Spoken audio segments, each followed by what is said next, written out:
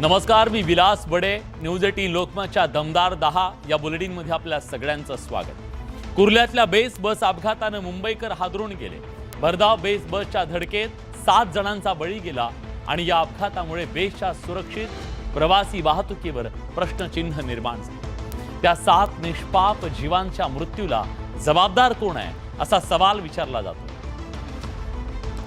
सोमवारी रात्री बस क्रमांक 332 कुर्ल्याहून अंधेरीच्या दिशेने निघालेली होती. ही बस कुर्ल्यातील LBS मार्गावरती आली. त्यावेळेला या रस्त्यावरती वाहनांची नेहमीप्रमाणेच गर्दी होती. तरी बस भरधाव वेगाने धावत होती. बस चालकाचं बसवरील नियंत्रण सुटलं आणि बसने रस्त्यावरील समोरील त्याला उडवलं. कुणाला काही कळायच्या आत या भरधाव बेस्ट बसने एकाच वेळी रस्त्यावरती 10 ते 15 वाहनांना जोरदार धडक दिली. टैक्सी में बैठा था तो सडनली बस अनकंट्रोल होके वो आके उड़ाते चले गए. ट्रेन की स्पीड से गुजरा है वो, धूल उड़ाते हुए. तो ब्रेक फेल में इतना स्पीड नहीं होती है गाड़ी की. वो तकरीबन 90-100 की स्पीड से गुजरा है. हा अपघात इतका भीषण होता की त्या बेस्ट बसने जवळपास 300 ते 400 मीटर पर्यंत वाहनांचा अक्षरशः चुराडा केला. तसंच रस्त्यावरून जाणारे बस खाली चिरडले गेले.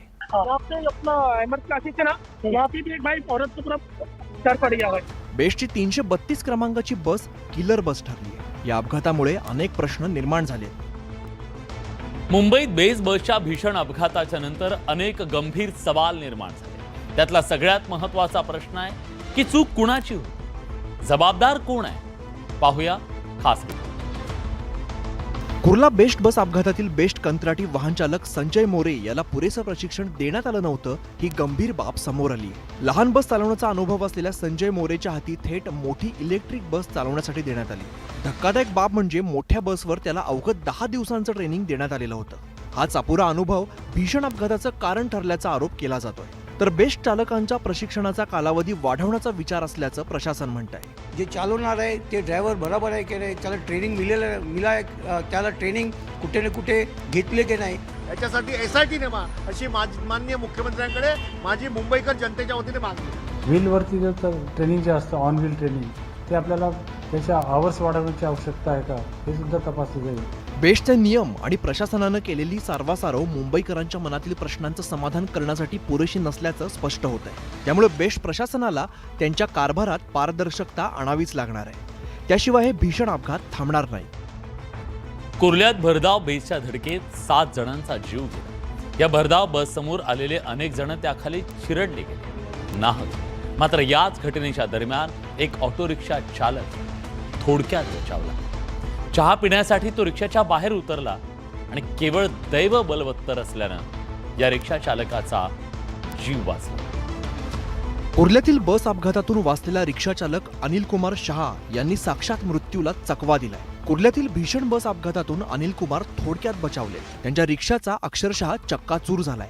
कुर्ला स्टेशनवरती प्रवाशांना सोडलं आणि त्यानंतर रिक्षा बाजूला उभी करून ते चहा प्यायला रिक्षातून उतरले आणि त्याच वेळी मागून आलेल्या भरधाव बसने त्यांच्या रिक्षाला जोरदार धडक दिली. जितना था रिक्शा उड़ाया, बैग जितना था सबको उड़ा दिया. मेरे को भी उड़ाया.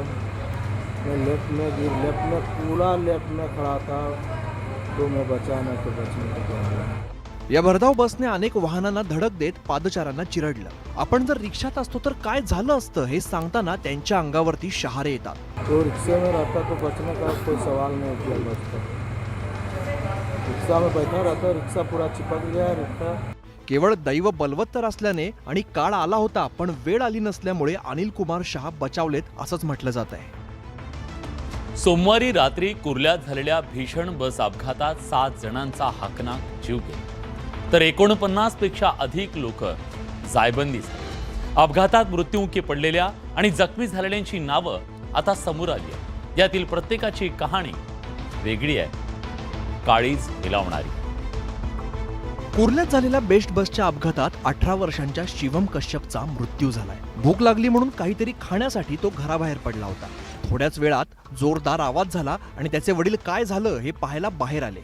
त्यावेळेला बसचा अपघात झालेला होता. कार खाली अडकलेल्या लोकांना ते बाहेर काढत असतानाच त्यांना स्वतःचाच मुलगा बेशुद्ध अवस्थेत आढळला.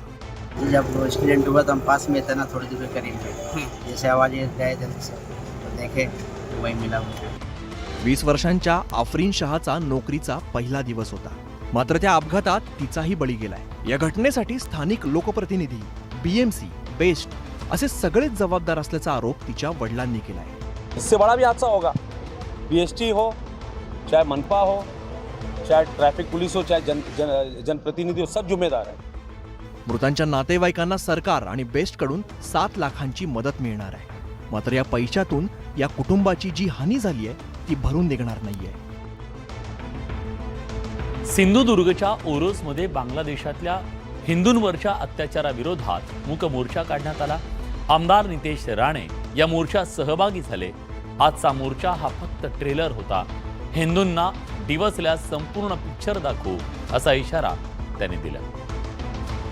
बांगलादेशात सत्ता परिवर्तनानंतर हिंदू आणि बौद्ध समाजातील नागरिकांवरती होणारे हल्ले आणि अत्याचाराच्या घटनांविरोधात सकल हिंदू समाजाच्या वतीने सिंधुदुर्गच्या ओरोसमध्ये मूकमोर्चा काढण्यात आला। यावेळेला हिंदू बांधवांसह नितेश आणि निलेश राणे हे बंधू सुद्धा सहभागी झाले होते। यावेळेला बोलताना नितेश राणे यांनी पुन्हा एकदा एल्गार पुकारलाय। आजचा मोर्चा मूकमोर्चा होता, पुढचा मोर्चा थेट घरात असेल असा इशारा त्यांनी बांगलादेशींना दिलाय। आणि त्यांना एका पायावर बांगलादेशमध्ये पाठवणार नाही एवढा शब्द तुम्हाला या निमित्ताने देतो। धमकी समजायची आहे तर धमकी समजा। लाडकी बहीण योजनेसाठी 2 आपत्त्यांची अट लागू करा अशी विनंती फडणवीसांना करणार असल्याचं ते म्हणाले। 2 आपत्त्या लोकांपर्यंत ती योजना पोहोचणार असा नियम त्याच्यात घाला आणि तरच फायदा घ्यायला द्या, नाहीतर हे नालायक आमच्यामध्ये राहणार। आजचा मोर्चा हा फक्त ट्रेलर होता। हिंदूंना डिवचल्यास संपूर्ण पिक्चर दाखवू तेव्हा पळायला जागा उरणार नाही असा इशारा नितेश राणेंनी दिलाय। बांगलादेशमध्ये होणाऱ्या हिंदू अत्याचाराच्या विरोधात सकल हिंदू जनजागरण समितीच्या वतीनं राज्यभरामध्ये आंदोलन करण्यात येते। त्यासाठी अनेक संघटनांच्या माध्यमातून राज्यभरात आंदोलन करण्यात आलं। बांगलादेशमध्ये सुरू असलेल्या हिंदूंवरील अत्याचाराविरोधात राज्यभरात ठिकठिकाणी आंदोलनं सुरू आहे। याच पार्श्वभूमीवरती नागपुरातील 6 विधानसभा मतदारसंघातील सकल हिंदू समाजाच्या वतीने निषेध नोंदवण्यात आला। जेजुरीमध्ये छत्रपती शिवाजी महाराज चौकात सकल हिंदू समाजाने बांगलादेशचा ध्वज जाळत हिंदूंवरील अत्याचाराविरोधात आक्रोश व्यक्त केला। तर जामनेरमध्ये हिंदू न्याय यात्रेच्या माध्यमातून सकल हिंदू समाजाने तहसील कार्यालयावरती मोर्चा काढला। संगमनेरमध्ये सकल हिंदू समाजाच्या वतीने भव्य मोर्चा काढण्यात आला।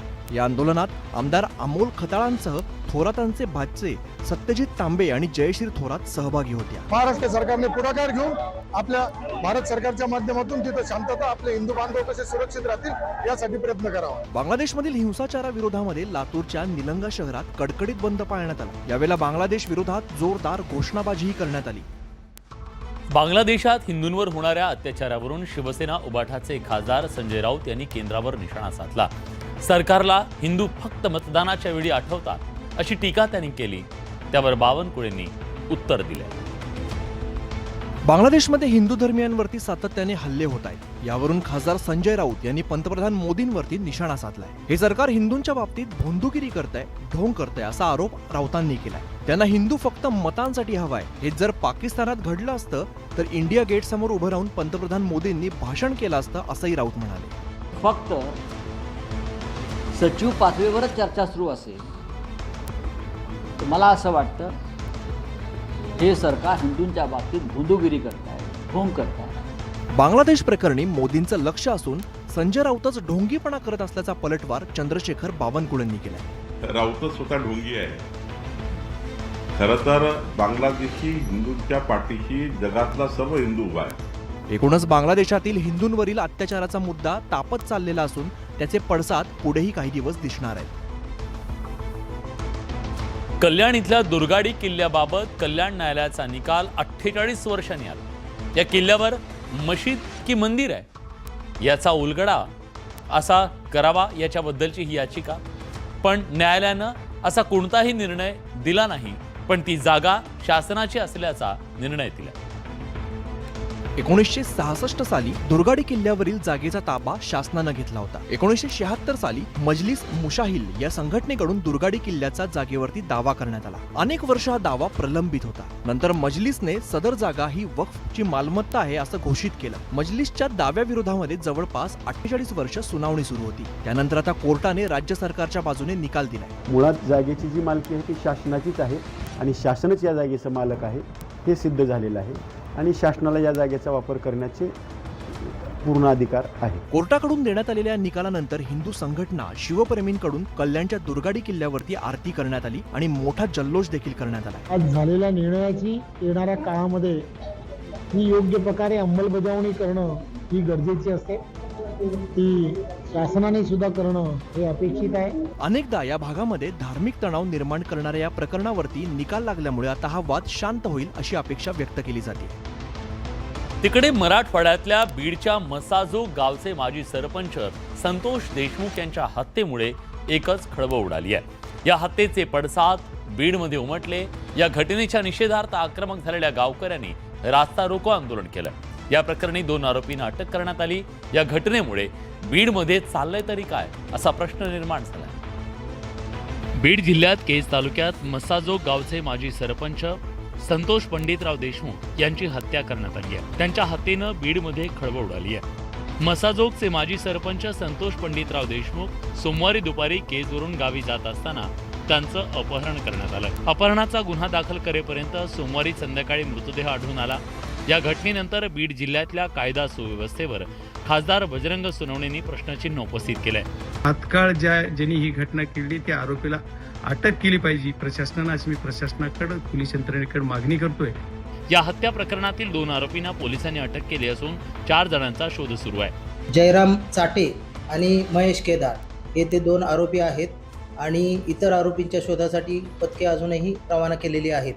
बीडसह राज्यातली कायदा सुव्यवस्था अबाधित राखण्याचं मोठं आव्हान नवनियुक्त महाराष्ट्र सरकारसमोर आहे. बीडच्या मसाजोग गावचे माजी सरपंच संतोष देशमुख यांच्या हत्येचे पडसाद बीडमध्ये उमटले. या हत्येच्या निषेधार्थ आणि सगळ्या आरोपींना लवकरात लवकर अटक करावी या मागणीसाठी स्थानिक ग्रामस्थांनी रास्ता रोको आंदोलन केलं. माजी सरपंच संतोष देशमुखांच्या हत्येचे पडसाद बीडच्या केज शहरात उमटले. बीडच्या केज शहरातल्या कळंब रोडवर आंदोलकांनी बस पेटवली. संतोष देशमुख यांच्या हत्येच्या निषेधार्थ ग्रामस्थ आक्रमक झाले. हत्या करणाऱ्या आरोपीला तात्काळ अटक करावी या मागणीसाठी अहिल्यानगर अहमदपूर राष्ट्रीय महामार्गावर रास्ता रोको आंदोलन करण्यात आलं. या रास्ता रोकोच्या ठिकाणी मराठा आंदोलक मनोज जरांगे पाटील यांनी भेट दिली. मुख्यमंत्र्यांनी या प्रकरणात लक्ष घालावं. सगळेजण संयम पाळतायत, पण जो प्रकार झाला तो निंदनीय आहे. यातील आरोपींना तात्काळ अटक करावी अशी मागणी करत सर्व समाज बांधवांना शांततेचं आवाहन केलं. प्रकरण काय असू द्या, लेकरू मात्र माझ्या समाजाचा महाराज. मारेकऱ्याला सुट्टी पाहिजे नाही ही यांची मागणी, आमची पण मागणी. या प्रकरणातील 2 आरोपींना अटक करण्यात आली असून इतर फरार आरोपींचा शोध सुरू आहे. या फरार आरोपींना अटक करण्याचं आव्हान पोलिसांसमोर आहे.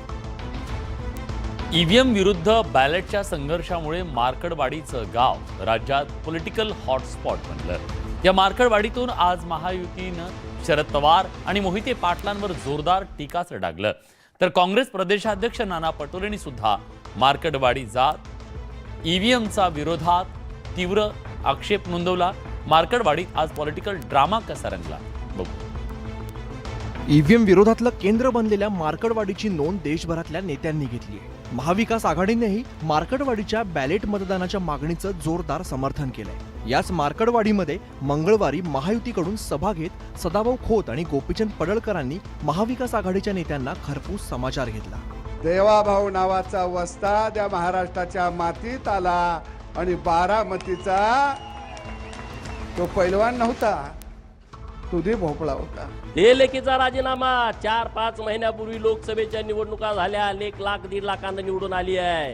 दे तुझ्या त्या कर्जत जामखेडच्या नातबाचा 1100 मतांनी निवडून आलाय. राजकीय हॉटस्पॉट बनलेल्या मार्कडवाडीमध्ये काँग्रेसचे प्रदेशाध्यक्ष नाना पटोलेही येऊन धडकले आणि त्यांनी ईव्हीएमचा विरोध अधिकच तीव्र केला. मूळ प्रश्न असा आहे की निवडणूक आयोगाचीच मोमेंट जी आहे ती संशयास्पद आहे. आता मार्कडवाडीतील ईव्हीएम विरुद्ध बॅलेटची लढाई पुढे कोणतं वळण घेतं हे पाहावं लागेल. सोलापूर जिल्ह्यातील माळशिरस मधल्या मार्कडवाडी महायुतीची सभा झाली. यावेळी आमदार गोपीचंद पडळकर यांनी शरद पवार यांच्यावर एकेरी भाषेत जहरी टीका केली. त्यांच्या या टीकेला उत्तम जानकर यांनी सडेतोड उत्तर दिले. भाजपचे नेते गोपीचंद पडळकर आणि सदाभाऊ खोत यांच्या उपस्थितीत मार्कडवाडी गावात सभेचं आयोजन करण्यात आलं होतं. या सभेत महाविकास आघाडीच्या वतीनं फेक नेरेटिव्ह पसरवण्यात येत असल्याचा आरोप भाजपनं केला. 100 शकुनी मेल्यानंतर एक शरद पवार जन्माला आले अशा तिखट शब्दात गोपीचंद पडळकर यांनी शरद पवार यांच्यावर टीका केली. अरे 100 शकुनी मेल्याच्या नंतर एक पवार जन्माला आलाय. पडळकरांच्या या टीकेला शरद पवार गटाकडून प्रत्युत्तर देण्यात आलं. पवार साहेबांना शिव्या देणं, भंपकपणा करणं, बातम्या तयार करणं यासाठी फार अक्कल लागत नाही असा टोला महबूब शेख यांनी लगावला. याच्यासारखे 1000 तोंड चाटे ज्या वेळेला मेले त्यावेळेला हा पडळकर टोपीचंद जन्माला आला. मॉक पोलिंगचा निर्णय घेतल्यानं गेल्या काही दिवसापासून मार्केटवाडी चर्चेत आहे. आज महायुतीच्या नेत्यांनी या गावात सभा घेत विरोधकांवर निशाणा साधल्याचं पाहायला मिळालं. विधानसभा निवडणुकीतल्या पराभवाच्या नंतर महाविकास आघाडीनं ईव्हीएमवर संशय व्यक्त केला. एकीकडे मार्केटवाडीतून जन आंदोलन उभं करण्याचा मवियाचा प्रयत्न आहे, तर दुसरीकडे कोर्टाची पायरी चढून ही सगळी न्यायालयीन लढाई लढण्याचं सुद्धा मविया ठरवू आहे. सोमवारी दिल्लीत शरद पवारांनी एक महत्त्वाची बैठक घेतली. विधानसभेत पराभूत झालेल्या राष्ट्रवादीच्या उमेदवारांनी त्या बैठकीला हजेरी लावली. ईव्हीएममुळे पराभव झाल्याचा त्यांचा संशय आहे. या पार्श्वभूमीवर ही बैठक घेण्यात आली. यात काही महत्त्वाचे मुद्दे उपस्थित केले. विधानसभा निवडणुकीच्या दरम्यान मतदानाची वाढलेली टक्केवारी, मतदार याद्यांमध्ये करण्यात आलेली दुरुस्ती, मतदारांच्या संख्येतील वाढ आणि ईव्हीएमच्या बॅटरीवर संशय व्यक्त करण्यात आला. हे सरकार हे लोकांचं सरकार नाही, हे ईव्हीएमचं सरकार आहे. या देशामध्ये एक मोठं जनांदोलन उभं राहण्याची गरज आहे. मला वाटतं सुरुवात आम्ही लोक करतोय असा मला या ठिकाणी विश्वास होतो. पराभूत उमेदवारांनी उपस्थित केलेल्या विविध मुद्द्यांच्या पार्श्वभूमीवर महाविकास आघाडी म्हणून एकत्रितपणे कोर्टात दाद मागितली जाणार आहे. आमच्याकडे जे पुरावे आहेत इंडिव्हिज्युअली कॅन्डिडेट म्हणून आणि पक्ष म्हणून त्या सगळे घेऊन किंवा महाविकास आघाडी म्हणून ते घेऊन आम्ही कोर्टात चालू आहोत. आगामी काळात ईव्हीएमची लढाई कोर्टात जाण्याची शक्यता आहे. दमदार 10 या बुलेटिनमध्ये आपण एक छोटासा ब्रेक घेतोय. ब्रेक नंतर एक महत्त्वाची ब्रेकिंग न्यूज येते. दिल्लीतल्या शरद पवार यांच्या घरी विरोधकांची ईव्हीएम संदर्भातली महत्त्वाची बैठक पार पडली आहे आणि या बैठकीत राष्ट्रवादीचे सगळे 8 खासदार, समाजवादी पक्षाचे काही आमदार आणि पराभूत उमेदवार उपस्थित होते. अरविंद केजरीवाल आणि अभिषेक मनु सिंघवी सुद्धा या बैठकीत होते. विधानसभेत झालेल्या पराभवानंतर विरोधकांकडून ईव्हीएमवर आक्षेप नोंदवण्यात येतोय. अनेक नेत्यांनी ईव्हीएमला विरोध करायला सुरुवात केली आहे. महाविकास आघाडीकडून बॅलेट पेपरवर मतदान प्रक्रिया घेतली जावी अशी मागणी सातत्याने केली जाते. या पार्श्वभूमीवर ही बैठक झाली. दिल्लीत खलबत झाली.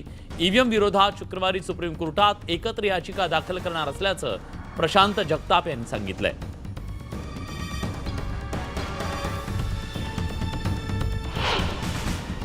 सुप्रीम कोर्ट जाने की बात तय है, जिसमें हम इसमें मशीन की टेम्परिंग, उसमें आज इलेक्शन कमीशन ये सारी मशीनों में जो डेटा है वो तुरंत इरेज करने के पीछे भाग रहा है. जो ओरिजिनल एसओपी है जिसमें ये सारे जो यानी क्या वोट जो है वो गिने जाएंगे, इस तरीके का फैसला है.